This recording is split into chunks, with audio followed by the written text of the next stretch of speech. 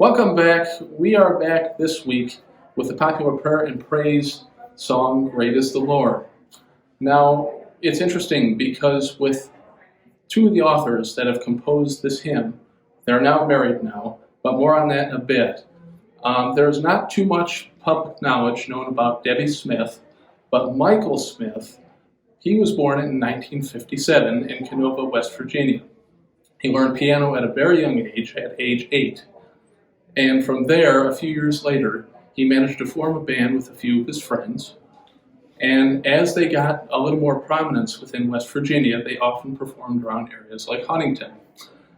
And from there, a few years after performing and getting more prominent in West Virginia, one of his friends within the group approached him after a show and said, I think you would be really good in Nashville, Tennessee.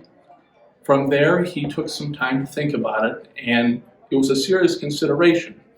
And from there, he actually took his friend's offer seriously. He moved to Nashville, Tennessee, in the area of Music Row. And from there, he spent some time in Nashville, got to know the city real well, ended up performing in a few venues.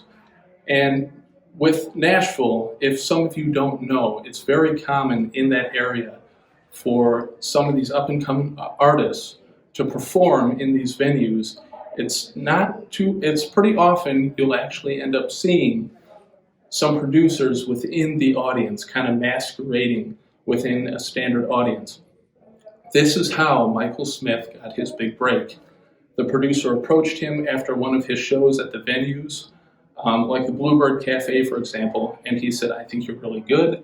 I think you could actually use a good record label. You're going to go far. So at that point, he met up with a record producer. This is where he met his wife, Debbie Smith. At the time, she was known as Debbie Davis. And from there, he not only got his record deal once he met this producer, but he also began dating Debbie Davis. From there, they dated for a while, they were engaged, and eventually married. Now, at that point, when they had gotten married, this is when they started to write music together.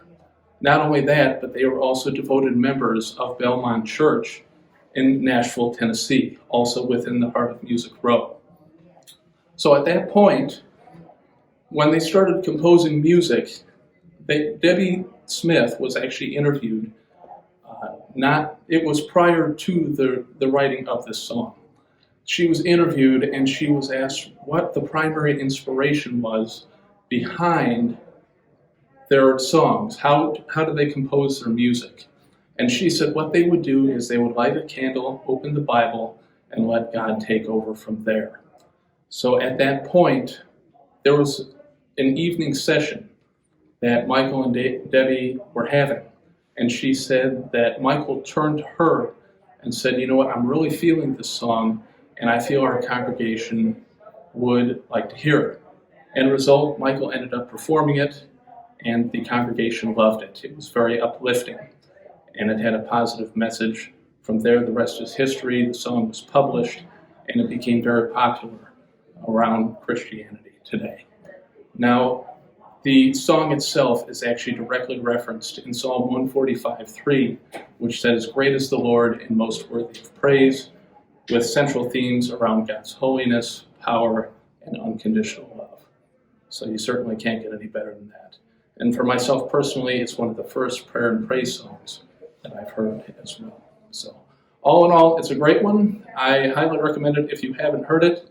If you have a song too that you'd like to hear more about, one that we haven't done, feel free to leave us a comment below, and we'll try and get back with you and possibly make that happen. So from there, simply an awesome song. From there, take care, thank you, and we'll see you next time.